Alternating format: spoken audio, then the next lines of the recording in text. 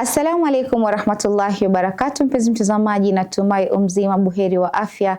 Jina langu ni Haifa Muhammad na karibu katika kipindi kipendacho Pewa Asubuhi ndani ya kitengo Ijue Dini Yako. Alhamdulillah, kwa rehma za Allah naamini umeamka vyema, upo salama, na Allah azidi kutupa uhai ili tuweze kukutana masaa kama haya ili kuweza kufaidika na mawili matatu kuhusiana na kuifahamu dini yetu vyema. Na insha Allah, mpenzi mtazamaji, sina mwingine ndani ya studio zetu za Mahdi TV isipokuwa ni Sheikh Hussein Patrova, ambaye naamini mnazidi kufaidika na yeye kwa masuala mengi ambayo anazidi kuangazia wewe, kujuza mengi, mambo mengi ambayo wewe unafaa kuyafahamu. Na insha Allah, mpenzi mtazamaji, mada yetu ya leo inahusiana na kutumia jina la Hussein na Yazid inamaanisha nini katika ulimwengu wa sasa. Labda huenda mitandaoni umesikia mtu labda kwa vita ambavyo vinazidi kuendelea ama vita ambavyo vinaendelea vya Amerika wa Israeli pamoja na wanapopigana na Iran, basi utakuta watu wanasema Iran ni Imam Hussein na wengine wanakuambia Amerika na Israel ni Yazid. Sasa huenda labda mtu hafahamu kwa nini majina haya yanatumika. Inshallah siku ya leo tutaweza kufahamu mengi na mengi zaidi. Assalamu alaikum warahmatullahi wabarakatuh. Wa alaikum assalam warahmatullahi wabarakatuh. Karibu sana Sheikh. Nashukuru sana. Alhamdulillah. Naam. A'udhu billahi minash shaitani rajim. Bismillahir rahmanir rahim. Wa sallallahu ala sayyidina Muhammad wa ala alihi at-tayyibin at-tahirin. Allahumma salli ala Muhammad wa ali Muhammad. Na majina mawili ambayo yanatumika sehemu moja lakini yana maana tofauti. Ndio. Je, tukisema Hussein au Imam Hussein au tukisema Yazid tunamaanisha nini? Ndio. Tukilinganisha kwenye maisha yetu ya saizi, au jina Hussein na jina Yazid ilikuwepo tu na ikaisha hivyo, au bado linaendelea? Bado linaendelea mpaka mwisho litakavyokuwa. Naam.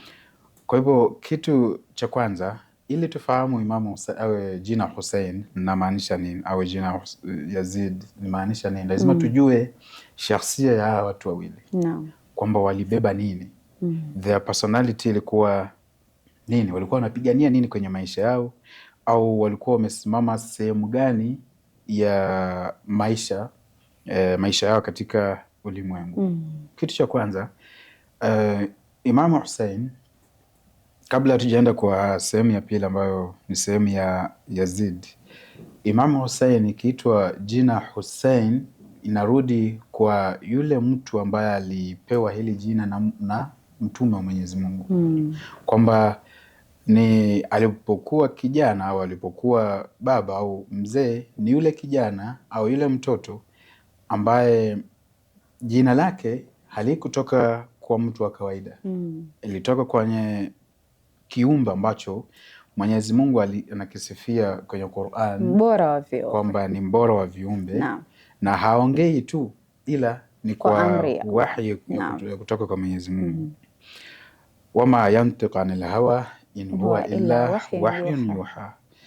Sasa hiki kiumbe ambacho ni kitakatifu, na tunajua tumeongea kuhusu utakatifu wake kwenye dini ambayo amekuja nayo kwenye dini ya Kiislamu, dini ya mwisho kwa viumbe vyote na mitume wote ambao walikuja, dini zao zimemalizika na dini ambayo Mtume Muhammad alikuja nayo. Ndiye aliyeita huyu Hussein, aliyempa jina la Hussein. Na alipozaliwa kuna baadhi ya mambo ambayo yalifanyika, kuna baadhi ya vitu ambavyo vilitokea, matukio ambayo yalitokea ambayo tunaweza tukasema kwamba kwa sababu alikuwa anathibitisha message ya mtume ambaye amekuja nayo, kwa kuwa na connection na dini ya Mwenyezi Mungu, tunaweza tukasema ni muujiza. Kwa sababu muujiza unaitwa muujiza ukiwa na connection na dini ambayo mtume amekuja nayo au ikitoka kwa Mwenyezi Mungu. Kwa hivyo huyu Imam Hussein kutoka utoto wake na kutoka azaliwe, mwanzo anazaliwa na watu ambao tunaweza tukasema si wa kawaida. Mama yake na baba yake si watu wa kawaida katika ulimwengu ambao tunaojua. Ni watu ambao amesifiwa kwamba ni watu watakatifu, ni watu ambao hawafanyi dhambi. Yani amepatikana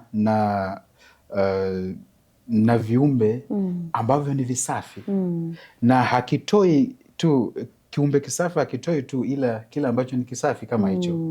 Sasa huyu Imam Hussein yeye ni kama wale wazazi wake, na yeye ni kama pia babu yake ambaye ni mtume ambaye anamsifia sana kwenye sehemu zake nyingi, na kuna mambo mengi ambayo ameongea kuhusu Imam Hussein ambayo ni mazuri na inafaa tuyazingatie au tuyaangalie kwamba alikuwa anamaanisha nini kiuasilia na kuna connection gani kati yangu na yale ambayo mtume amesema kwa Imam Hussein. Kwa hivyo huyu ndio Imam Hussein ambaye ni imam wa 3 katika itikadi yetu ya kidini, na hakui tu mtu wa kueleza dini ila yule ambayo tumeelezwa na Mwenyezi Mungu na mtume kwamba huyu ndiye atakayeendeleza dini baada yangu. Na Imam Hussein alikuwa miongoni mwa wale watu ambao walielezwa na mtume kwamba baada yangu na baada ya wale ambao wako mbele yake, yeye ndiye atashikilia awamu ya kuhakikisha kwamba dini inaendelea. Ndiyo. Na tukisema dini hatumaanishi tu kwamba vile vitendo vya kuswali, kufunga, Ndiyo, na kwenda hija, kutoa zaka, hivyo kila mtu anavifanya. Na tukiangalia watu ambao wanapinga Uislamu kwa mfano, hawapingi kuswali. Hakuna mtu ambaye anapinga Uislamu atakuja kuambia usiswali. Kwanza atakwambia kwamba swali vile unataka. Wanapinga yale mafundisho ambayo yamekuja au vile visa au incidents ambazo zimetokea za kutoa misimamo ambayo inapinga udhalilifu au inapinga mambo ambayo sio mazuri au inapinga injustice ambayo inafanyika. Hapo ndio kunapatikana na shida. Kwa sababu watu wengi toka mtu wa kwanza ambaye aliumbwa ambaye ni Adam, na tunaona alizaa watoto wawili nilipoeleza pale mwanzo. Hawa watoto walikuwa wanapinga, hawakuwa na shida na jina la mtu, walikuwa na shida hilo jina linabeba nini. Walikuwa na shida msimamo ambao hilo jina linabeba, na ndio sababu Kain alimuua Abel. Hakumuua Abel kwa sababu ni Abel jina tu ambalo limetajwa. Hapana, alimuua kwa sababu yale ambayo alikuwa amebeba. Alikuwa amebeba haki. Na tunaona kwenye maelezo ya kihistoria ilivyofanyika kati ya hao wawili. Kwa hivyo dini ambayo alitumwa nayo Nabii Ibrahim, Nabii Adam, kutoka kwa Nabii Adam kwa mitume wote mpaka kufika kwa Nabii Muhammad, hii dini ilihitaji kuhifadhiwa, na haitohifadhiwa na mtu ambaye si kama wale ambao wameshuka na hizi dini. So na tunajua kwamba Mtume Muhammad baada ya muda fulani hakuwepo, alituacha na akaacha uongozi wa Mwenyezi Mungu uendelee kwa watu ambao waliendeleza huo uongozi. Na miongoni mwao akiwa Imam Hussein. Kwa hivyo Imam Hussein, ilipofika wakati wa Imam Hussein, haikuwa muda mrefu baada ya kufa kwa mtume. Lakini tunaona kwamba tulikuwa na inhiraf, tulikuwa na mambo ambayo yanaacha udini au yanaacha utu. Watu wanaanza kufanya vitu ambavyo ni kama vile tunarudi kwenye zama za kijahilia. Na hilo linaonekana sana katika zama hizi. Ni kwamba ndio tutajiita Waislamu sisi, kwamba ndio tunatoa zaka, tunatoa zaka 5, tunafanya kila kitu ambacho ni nguzo 5 za Uislamu, sio? Ni kweli. Lakini tukiangalia viongozi wengine wametudhihirishia kwamba unaweza swali zaka 5, unaweza funga saumu, ukafunga haji, ukafanya vyote, lakini ukawa bado wewe ni mja wa shetani. Ni kweli. Kwa sababu matendo yako hayaendani kabisa na kile ambacho unakifanya. Haufikirii hata ile jambo lilolifanya litakuwa ni kama linatashwishi. Haina ile conscience kukupiga. Sababu mja mwema ni yule ambaye conscience inampiga kwamba mimi kwa hakika nimefanya kosa kubwa sana. Ni kweli. Na mtu ambaye amebeba hii title ya Hussein lazima atakuwa na ule uoga kidogo. Ndiyo. Jambo lolote ambalo atafanya atakuwa na kurudi nyuma. Si kufanya kivyovyote vile itakavyokuwa.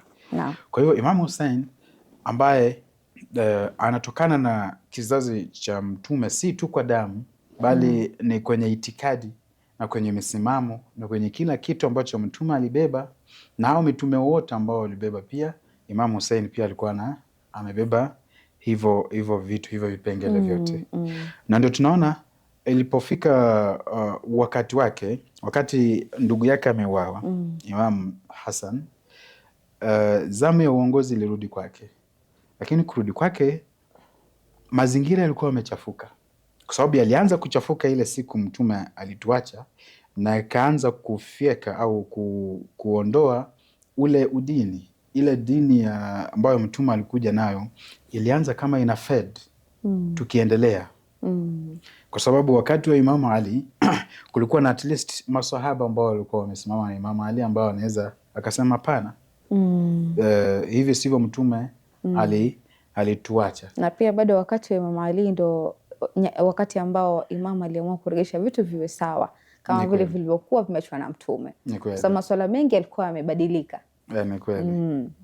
Hasa Imamu Ali alipoondoka, Imamu Hassan akaja, siasa zikabadilika, mfumo wa maisha ukabadilika. Tunaona siasa ambazo zilikuwa zinatumika ni siasa za kupotosha, siasa za kununua, siasa za ufisadi, siasa za kuua watu. Yani mtu anaweza akaua mwingine tu bila tatizo na haoni kwamba ni shida. Hii siasa ilikuwa inaendelea. Kwa mfano Muawiya alipokuwa wakati wa Imamu Ali na wakati wa Imamu Hassan, alidhihirisha kwamba yale ambao wale wametangulia, wale waliotangulia mbele yangu na wameyatenda, ndio haya ambayo mimi nayatenda. Sasa upande wa pili ambao ulikuwa umesimamia, unadai kwamba umesimamia dini ambayo Mwenyezi Mungu ameiacha, mtume ameiacha, ulikuwa unajaribu kuondoa ule uasilia wa dini ambao mtume aliacha. Na ikafika kwa Imam Hussein ambapo karibu kila mtu, watu wengi ambao walikuwa hizo zama walikuwa ni kama wamechanganyikiwa. Hawajui kwamba uasilia uko wapi. Je, huku ndio kuna ukweli ama huku ndio kuna ukweli? Lakini wakiambiwa uasilia uko wapi, wanakumbuka kwamba ndio mtume alikuwa amesimamia hii dini ambayo au hii haki ambayo mnajaribu kuieleza. Na ndio sababu tuliona kwamba wakati wa Imam Hussein anajaribu kutafuta watu ili wasimame na yeye, kila mtu alikuwa anasimama na yeye. Kila mtu alikuwa anaona kwamba haya ambayo unayaongea ni ukweli. Na mtume alikuwa anasema haya, na pia nyoyo zetu, hata tukiachana na mtume, nyoyo zetu na nafsi zetu zinaona kwamba huu ni ukweli. Na wote wakadhihirisha kwamba wanaweza simama na Imam Hussein ili waweze kuokoa hali ambayo ilikuwa inachafuka. Lakini baada ya kutishiwa tu kidogo, wakabadilisha hawa wote wakabadilika, wakawa kwamba wanaimba wimbo ambao walikuwa hawaimbi pale mwanzo. Na wakaanza kudhihirisha kwamba tunaweza tusisimamie haki. Yani mtu anaweza kuwa anajua haki, anajua hili jambo silo zuri, lakini bado anafanya kinyume na haki inavyosema. Tukiangalia kwenye ulimwengu wa saizi, kwa mfano, kupata watu ambao watasimamia haki ni wachache sana. Kwa sababu sana sana sisi tunafata matamanio yetu, tunafata maisha yetu. Na maisha yamekuwa magumu. Mtu akiku-convince tu kidogo na kitu ambacho unakiona, unaachana na mambo na haki, unafuata yale ambayo anataka. Hakuna kitu kizuri kama kusema haki unaisimamia ukijua kabisa mimi nimeingia katika battle, lakini mrengo ukaubadilisha. Mfano mzuri alioonyesha ni Hur. Hur alionyesha mfano mzuri sana, ambao ndio alikuwa katika hili kundi la kina Yazid. Lakini akaona hii ni nyumba ya mtume, mimi naifanyia hivi kwa nini? Na usiku wake akabadilisha akaja upande nini. So unakuta kama Mwenyezi Mungu anakupa uwezo wa kufanya tauba mwisho wa muda wako, kwa sababu alijua tu kabisa hapa mimi utetezi wangu sasa nini, mtetee nani? Imam Hussein. Sina kingine, hata nikafa hapo. Sasa alikufa kama shahid na alikuwa tayari ashafanya tauba yake, ashapata msamaha wa Mwenyezi Mungu. Sasa hiyo ilionyesha njia ya kwamba kubaini haki ni kuzuri zaidi na ukachana ile batil. Aliona mimi napotea katika njia hii, na huyu ni mjukuu wa Mtume. Ni kweli. Akabadilika kabisa. Kwa hivyo mazingira alikuwa ameona, na alikuwa ameona huku kuko vipi na huku kuko vipi, lakini baadaye kuna kitu ambacho kilimtuma ndani yake. Alihisi kwamba huku ambako niko sio kuzuri, na kupata watu kama hawa si rahisi, kwamba mtu anasimama na haki kupinga batil ambayo inaendelea. Tukilinganisha na maisha ya saa hizi, kwamba mara nyingi kuna mambo ambayo yanaendelea sio mazuri. Tukitembea kwenye sehemu yoyote tu, kwenye jamii, kwenye mazingira ambayo tunaishi ndani yake, yani vitu ambavyo vinaendelea ambavyo ni vibaya ni vingi sana kushinda yale ambayo ni mazuri. Hata mazuri ambayo yapo yanafanyika tu kwa kinafiki kwa mfano, lakini si kwa ajili, kwa sababu kwamba mtu ametaka kufanya. Kwa comparison ni kwamba kwenye ulimwengu wa saizi dunia imechafuka na tumeona kwenye vita ambavyo vimekuwepo. Ni kweli dunia imechafuka. Yani watu wanaona shida ipo, lakini hata kusema tu kwamba ni shida hawawezi. Na sisi tunaambiwa na Mtume kwamba kwenye al-amru bil ma'ruf wan nahy anil munkar ni wajibu kwa kila Muislamu. Ndio. Usipofanya na maana kusema ni wajibu, ina maana usipofanya unapata dhambi. Sasa kuna watu ambao wameona shida zikiendelea, matatizo yakiwepo, lakini wamenyamazia haki. Hawezi aka raise their voice kusema kwamba hii sio nzuri au hii ni nzuri. Kinyume chake, sasa mtu akikutendea mabaya na wewe ukatenda kulingana na yale ambayo ametenda, sasa lawama itakuja kwa yule ambaye amejibu kwa mfano. Na hii ndio tunaona kwenye maisha yetu, na tunaona pia kwenye maisha ya juu, maisha ya kinchi au ya kikanda. Kwa hivyo Hussein ambaye alikuwepo wakati ambapo mazingira yalikuwa yanabadilika, Uislamu ulikuwa unaondoka, dini ambayo Mtume alitumwa ili kukamilisha ile dini ambayo ilikuwa imeanza pale mwanzo na mitume wengine, ilikuwa inaondoka. Yani kama tulikuwa tunarudishwa mwanzo ili tena tuanze upya. Sasa Imamu Hussein alisimama akasema, hapana, dini ya baba yangu na dini ya mitume wote ambao wamekuwepo haiwezi ikarudi nyuma. Hatuwezi tukarudisha mipango ambayo imeendelea, yani protocol ambayo Mwenyezi Mungu ameweka inaenda mbele, alafu tena tuirudishe nyuma. Ndio akaamua kusimama yeye kama yeye na akasimama pia na watu ambao walikuwa karibu na yeye kuhakikisha kwamba hili linatendeka. Shukran sana Sheikh, acha tuchukue mapumziko, tukirudi tutaweza kuendelea na hii awamu ya pili kuweza kufahamu zaidi mahusiano ya ulimwengu wa sasa na haya majina mawili ya Imam Hussein na Yazid bin Muawiya. Shukran sana. Inshallah. Kurudi kwako mpenzi mtazamaji, natumai katika awamu ya kwanza tukiwa na Sheikh Hussein unazidi kufahamu ama ufafanuzi zaidi ambao anazidi kuelezea kuhusiana na majina haya Hussein na Yazid. Ndio maana utakuta kila mtu anapozaa mtoto wake anaepukana sana kuita mtoto wake Yazid bin Muawiya ama kuita jina la Yazid. Unakuta mtu anaenda jina ya Ahlul Bait ama jina ya Imam Hussein. Kwa sababu gani? Ya matendo yao mema ambao walikuwa wakiyafanya. Sasa unapomnasibisha mtoto na jina zuri, pia ule mtoto ana high chances ya kuwa kama lile jina. Jina pia lina athari kubwa sana, na hasa tunaona pia katika jamii ya saa hii Yazid wamekuwa wengi na Imam Hussein pia tunazidi kuwa wengi. Inshallah mpenzi mtazamaji, acha tuchukue mapumziko, tutakaporudi tutaendelea zaidi. Assalamu alaikum warahmatullahi wabarakatuh. Mpenzi mtazamaji, karibu tena katika awamu ya pili ya kipindi kipendacho Pewa Asubuhi ndani ya kitengo Ijue Dini Yako. Alhamdulillah, tunazidi kuwa na Sheikh Hussein Patrova ndani ya studio zetu akizidi kudadavulia mengi kuhusiana na mada yetu ya leo, ambayo ni mada nzuri sana yenye mafunzo, yenye kuweza kufahamu ulimwengu wa sasa tunaunasibisha vipi na majina haya mawili ya Hussein na Yazid, na inshallah tukielekea kwake tuweza kufahamu mengi na mengi zaidi. Karibu sana Sheikh. Nashukuru sana. Naam, a'udhu billahi minash shaitani rrajim. Bismillahir rahmanir rahim.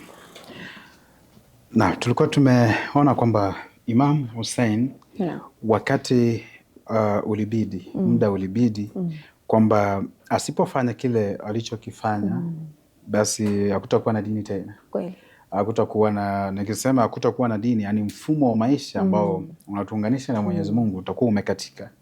Yani kazi ambayo Mwenyezi Mungu alifanya kutoka kwa Nabii Adam, yani kiufupi alikuwa anamaanisha kwamba nisiposimama hiyo kazi Mwenyezi Mungu amefanya kutuma mitume wote kutoka kwa Adam mpaka kwa Mtume Muhammad, ni kazi bure. Ndiyo. Hakuna kitu ambacho amefanya, kwa sababu huyu ni mtu ambaye alikuwa tayari kuhakikisha kwamba dini ya Kiislamu haipo tena.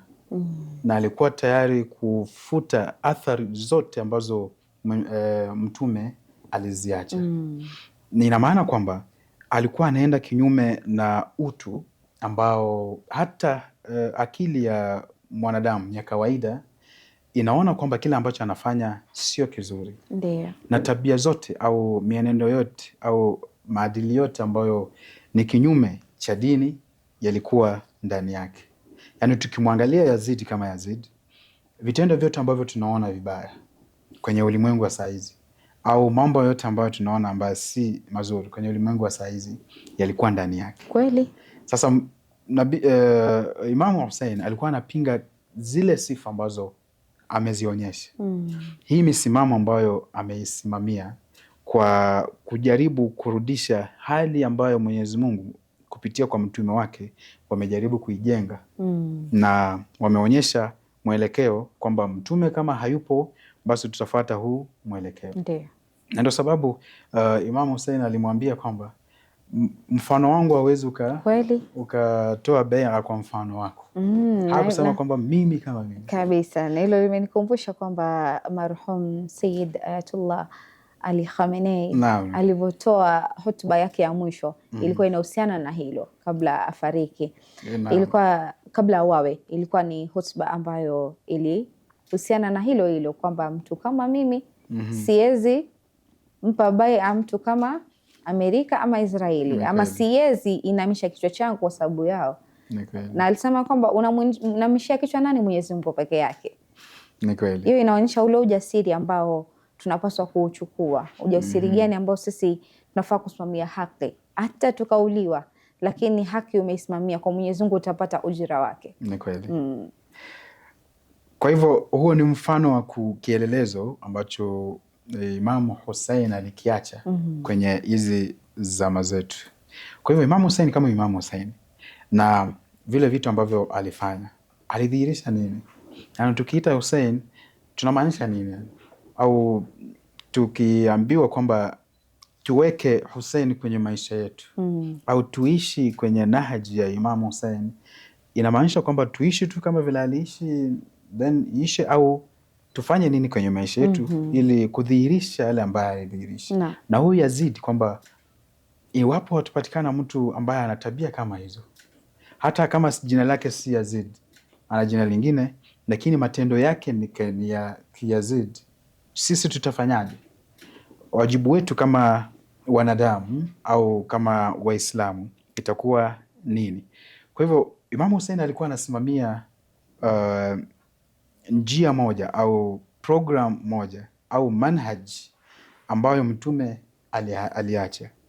Ni manhaji na kwamba Uislamu haushindwi, bali Uislamu ndio unashinda kila kitu, kwa sababu dini ya Kiislamu imetoka kwa Mwenyezi Mungu. Na Mwenyezi Mungu ndiye sifa zote za ukamilifu zinarudi kwake. Sasa haiwezekani kwamba yule ambaye sifa za ukamilifu zinatoka kwake anashindwa na vitu ambavyo sifa zake hazina ukamilifu wowote. Yani mwanadamu anashinda mambo ambayo yamesimama kwenye misingi ya Mwenyezi Mungu.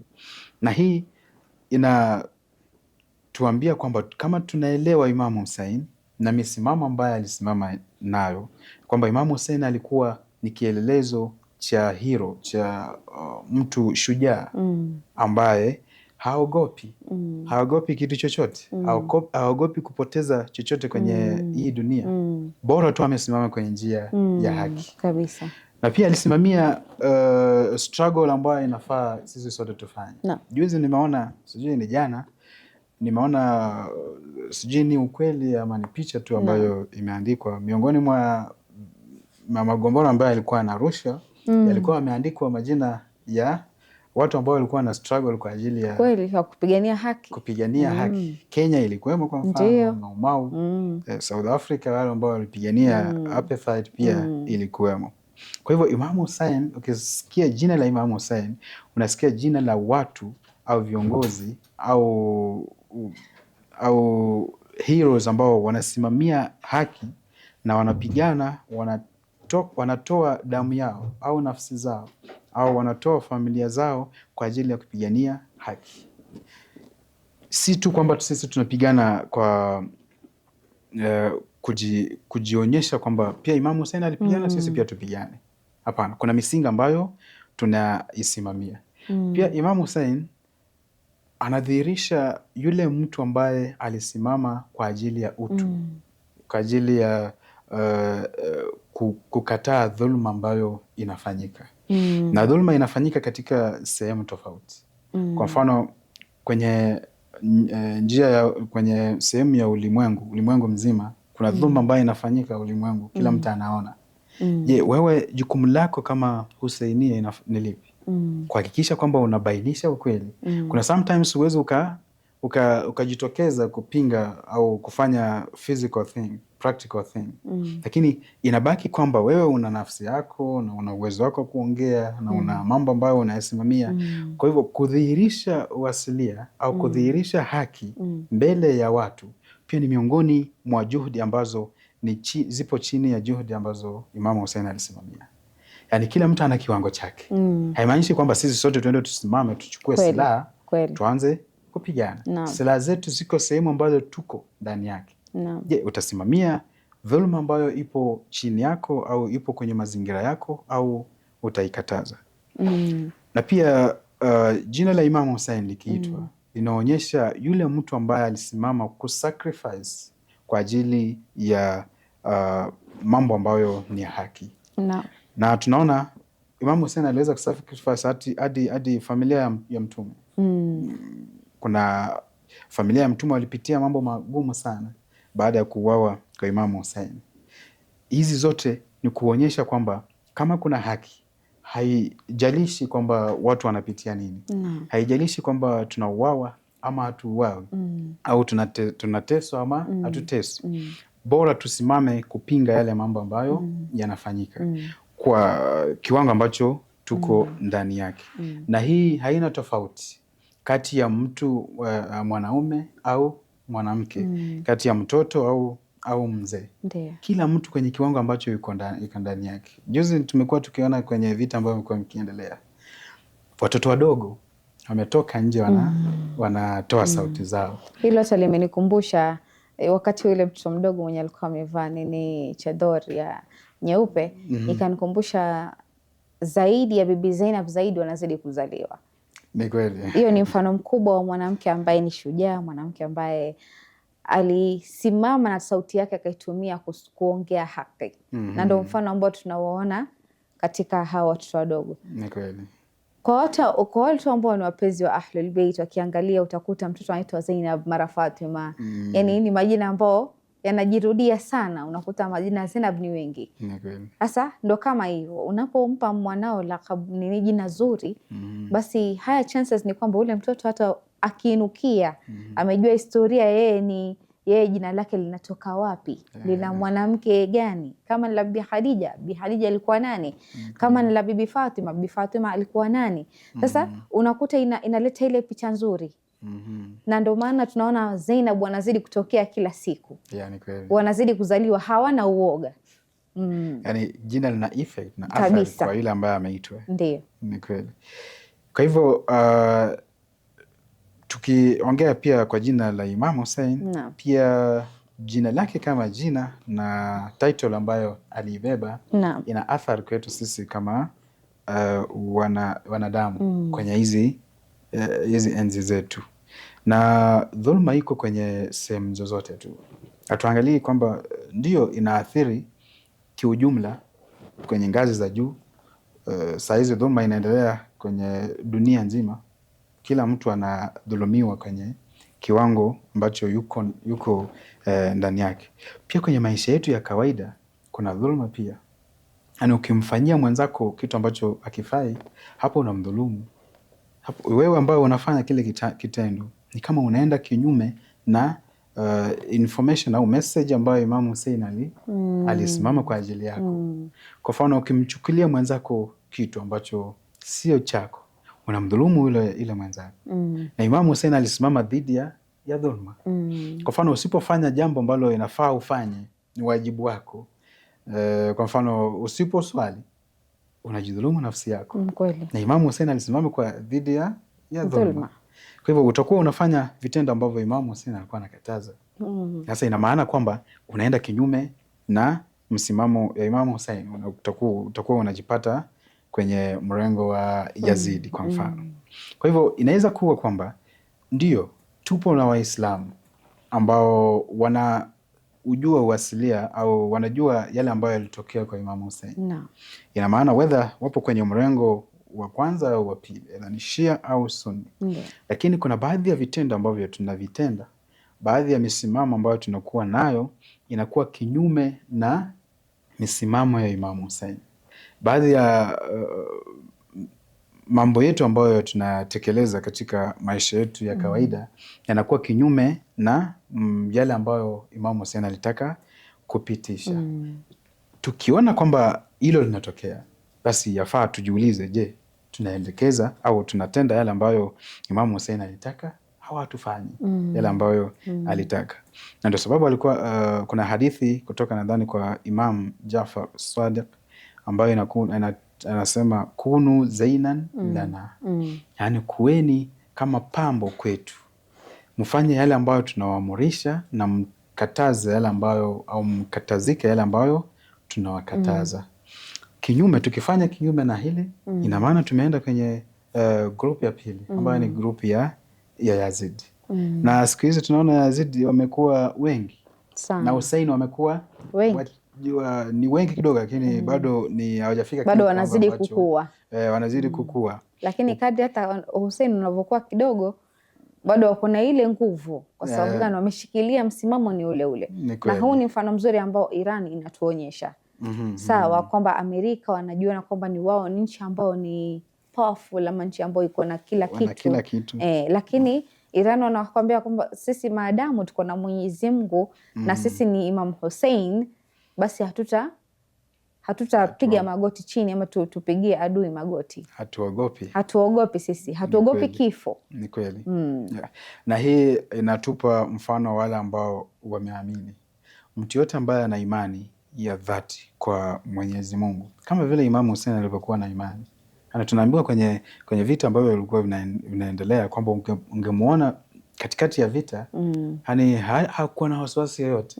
Alikuwa kama yuko kama kawaida tu kabisa.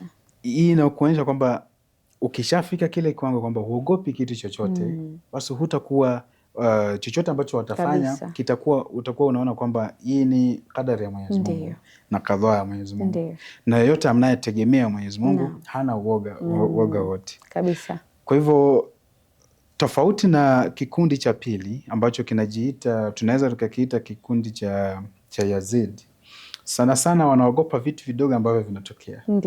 Yani likitokea jambo hata kama ni dogo linakuwa na effect sana kwenye maisha yao. Na hii ndio inaleta tofauti kati ya imani ambayo hawa wako nayo na imani ambayo wale wengine wako nayo. Hata kwenye mizani ya kivita, kama kutatokea vita kati ya hivi vikundi viwili, unaona kila kitu ambacho wafuasi wa Hussein wanafanya chini ya maamurisho au maagizo ya dini. Hawezi akadhulumu ile side nyingine. Lakini kule kwingine wakipata nafasi ya kudhulumu, hata kama wanaona kwamba sio vizuri, wanafanya hivyo hivyo. The same thing Yazid alipofanya kwamba walipokuwa ndani ya vita walikuwa wananyima hiki kikundi cha Hussein maji, walikuwa hawapatii maji. Lakini tunaona kwa mfano Imam Ali alipokuwa na vita na Muawiya, ilipofika wakati mpo wa kunywa maji aliwaruhusu wakunywe. Yaani ina maana kwamba hata kama mtu na adui wako lakini bado ana haki ambayo inafaa utekeleze juu yake. Kama inafaa umpe kitu, unampa tu. Na hii tumeona kwenye vita ambavyo vimeendelea sasa hizi. Kuna baadhi ya watu ambao wameruka wakaenda hii side nyingine wakatritiwa vizuri. Lakini hawa wakienda huku kwingine inakuwa mambo si tofauti. Yeah. Kwa hivyo Yazid bado wapo na Hussein bado wapo, lakini kwa kiwango kidogo. Sasa inafaa tufanye nini ili kuhakikisha kwamba message ya Hussein bado inaendelea kudidimisha ile message ambayo Yazid alikuja nayo. Na Mwenyezi Mungu ametuahidi kwenye Qur'ani, wanuridu an namunna ala alladhina stud'ifu fil ardh wanaj'alahum a'imma wanaj'alahum alwarithun, kwamba wale ambao wanadhulumiwa, wale ambao wamefanya dhaifu kwenye dunia, sisi tunataka tuwapatie baraka, tuwapatie neema ili wawe hawa ndio viongozi. Mwisho wa siku kwamba sisi ambao tunadhulumiwa au hawa Husainiyun ambao wanadhulumiwa, siku moja hao ndio watakuja kuwa hao ndio viongozi na hao ndio watakuwa wanaongea, sio wale Yazid ambao wamechukua uongozi ambao sio wao. Kwa hivyo kurithi ardhi, yani mwishowe ardhi itakuja kuwa mikononi mwa wale ambao wana itikadi ya Imam Hussein, na wale ambao hawana itikadi ya Imam Hussein watakuja kuwa chini ya uongozi wao. Kwa hivyo sisi inafaa tufanye nini ili tuhakikishe kwamba hiyo ifike? Jukumu letu sisi ni lipi ili kuhakikisha kwamba hizi zama zinafika na tunatekeleza yale ambayo Mwenyezi Mungu anataka, tukiweka kwenye akili zetu kwamba bado tupo na kiongozi ambaye anatuongoza kwa yale ambayo yalikuwepo kwa maimamu ambao wamepita. Kwa hivyo wajibu wetu ni kuhakikisha kwamba tunajua nini ambacho inafaa tufanye kwa kiongozi wetu ambaye yupo. Je, tunafuata maamurisho ya Qur'ani? Je, tunafuata maamurisho ya maimamu? Tunatekeleza wajibu ambao ni juu yetu tufanye, wajibu wa kipersonal na wa kijamii na wajibu wa Mwenyezi Mungu, au hatutekelezi hivi vitu? Kama hatutekelezi, basi tunafanya huu muda wa kudhihiri kwa kiongozi unakuwa mbali.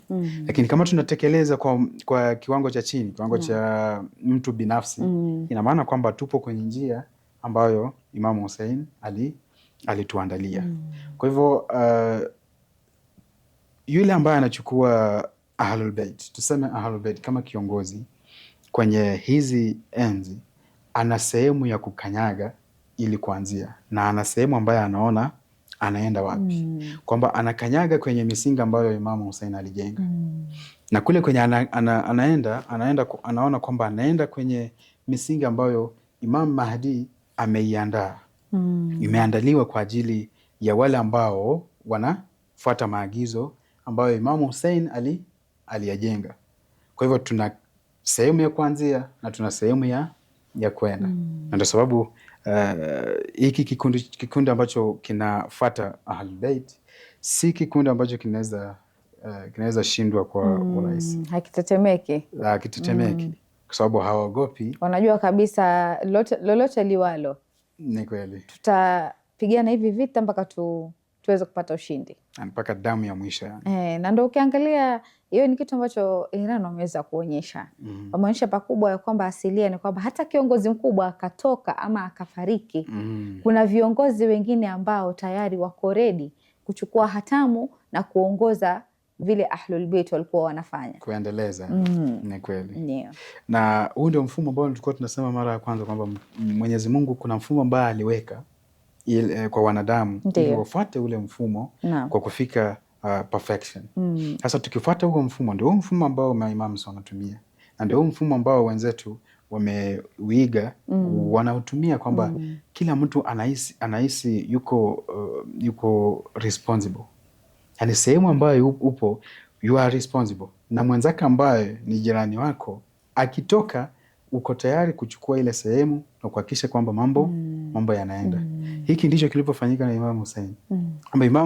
Imam Hassan aliondoka, yeye akachukua majukumu na akaendeleza yale majukumu ambayo Imam Hassan alikuwa ameanzisha kwa mfumo ambao ulikuwepo wakati huo, kwa sababu huyu ambaye amekuja ambaye ni Yazid hakuwa kama yule Muawiya. Kulikuwa na tofauti kidogo. Kwa hivyo sisi wale ambao wanajiita Husainiyun lazima waweke kwenye maisha yao kwamba sisi lazima to take responsibility ya mambo yetu ambayo tunatekeleza kwa dini au kwenye maisha yetu ya kawaida au kwenye maisha ya kijamii. Shukran sana Sheikh, kumeweza kuelezea jambo zuri, jambo ambalo linatia faraja, linatia moyo, na jambo ambalo sisi kama Waislamu tunapaswa kuangalia ama kuchukua, kwa sababu haki ni muhimu sana. Kupigania haki ni kwamba unapigania haki yako, unapigania haki pia ya wenzako. Ndio maana tukaweka ule udugu, kwa sababu madhulumin haimaanishi kwamba Mkristo ameachwa nje. Kuna Mkristo ambaye anadhulumiwa. Jukumu lako wewe kama Muislamu, unapomwona mwenzako anadhulumiwa, basi na wewe unaingilia kati kuhakikisha kwamba yule mwenzio hafanyiwi dhulma. Na ndo kabisa ukweli wa Uislamu kama mfumo wa maisha. Ni kwamba umebeba mambo mengi sana. Sio swala, saum na haji peke yake. Kuna vitu vingi ambavyo vinakuja baada ya hivi ambavyo vimewekwa kama pila ya Uislamu. Na inshallah nashukuru sana Sheikh kwa kuweza kuangazia mada hii. Na Allah akuhifadhi, akustiri, akupe uwezo zaidi, uzidi kutupa mafanikio ya mada kama hizi zaidi na zaidi. Shukran sana. Inshallah. Kurudi kwako mpenzi mtazamaji, natumai katika awamu ya pili tukiwa na Sheikh Hussein Patrova, alhamdulillah, kwa rehema za Allah, kwa neema za Allah, naamini umeweza kupata mengi ambayo amezidi kuyawasilisha, kukujuza na kukuelezea. Na kama unavyofahamu, kama nilivyosema katika break yangu, ni kwamba unapaswa kuweza kufahamu majina unaompa mtoto wako ni ya aina gani. Usimuita mtoto jina Shida, atakuwa na shida kweli. Ukimuita mtoto jina Fatima, unajua kabisa Fatima alikuwa nani? Fatima ni mwanamke ambaye ni mwema sana miongoni mwa wanawake wa peponi. Ukimuita mtoto Zainab, unajua ushujaa upi atakaokuwa nao. Hatakuwa na ile kunyamazia haki, lazima haki ataizungumza. Na ndio tunapaswa kuwakuza watoto wetu, kuwafundisha kwamba haki ni lazima tupiganie, hata tukawa wachache, lakini haki lazima upiganie. Imam Hussein alipigania Uislamu kando na uchache wake, lakini aliweza kupata ule ushindi wa Uislamu. Na insha Allah mpenzi mtazamaji, kufikia hapo sina mengi ya kusema isipokuwa ni kukwambia maasalam.